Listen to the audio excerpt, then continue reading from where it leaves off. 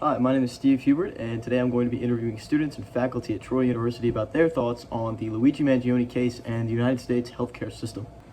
On December 4th, 2024, CEO of United Healthcare Brian Thompson was shot and killed on the street in Manhattan. 5 days later, on December 9th, 26-year-old Luigi Mangione was arrested and identified as the suspect of Thompson's murder. Mangione now faces state and federal charges and has so far pled not guilty. Many believe that his motive for the alleged murder came from hostility and frustration toward the U.S. health insurance industry and wealthy executives. The case has gotten lots of attention in the media, and many citizens are actually defending Mangione. But let's find out what Troy thinks. Does this case make you think any differently about the way corporate power affects individuals' lives?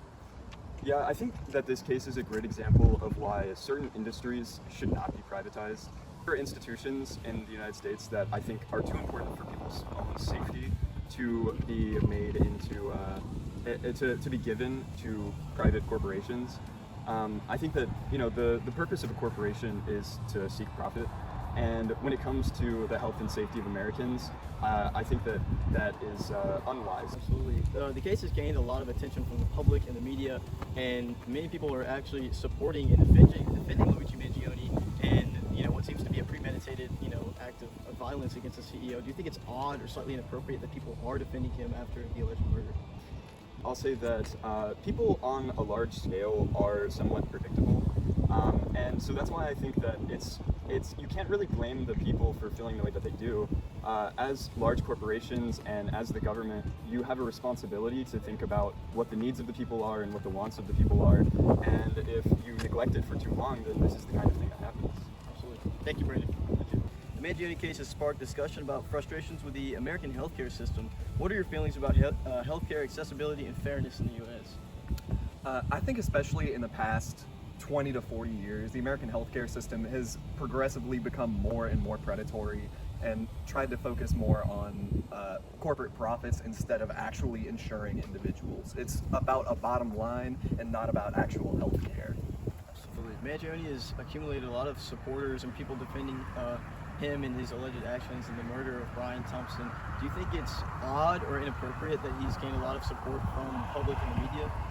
I don't think so, because I think a lot of Americans and a lot of everyday people are the ones that are getting exploited by these predatory systems and by these healthcare companies, and that if you touch them and if you threaten them in any way, you're going to be the one that's getting perp walked and you're the one that's going to be getting life. It's not about the murder, it's about sending a message.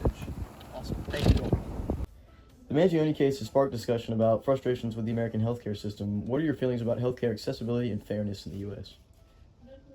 We have a terrible healthcare system, and it's completely unfair, and insurance is a scam perpetuated by companies that are more concerned with profit than they are concerned with actually helping customers. And while individual doctors can be good, the healthcare system in general perpetuates a false doctor shortage and a hierarchy that prevents people from getting the actual care that they need in the United States. Why do you think there's so many conspiracy theories about this one case?